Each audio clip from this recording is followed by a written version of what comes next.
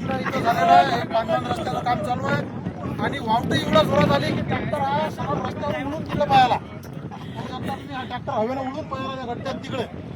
हवा एवढी जास्त आहे, थोडीशी तुम्ही घरामध्ये गाड्या चालवत जा, दारू फारू कमी करत जा. हे असं हे दारू आली होती ना. महाराज काय झालं हे? कशामुळे झालं हे? बोला बोला बोला.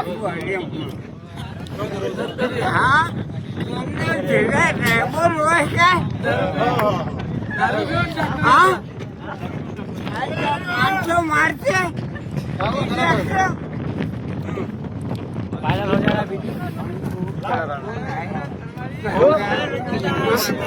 हे म्हातारे आपण याच्या अंगावर आला होता ट्रॅक्टर हवेनं उडून, त्याच्याने थोडे गरम झाले पण काय पुरे हलून राहिले. ट्रॅक्टर कसला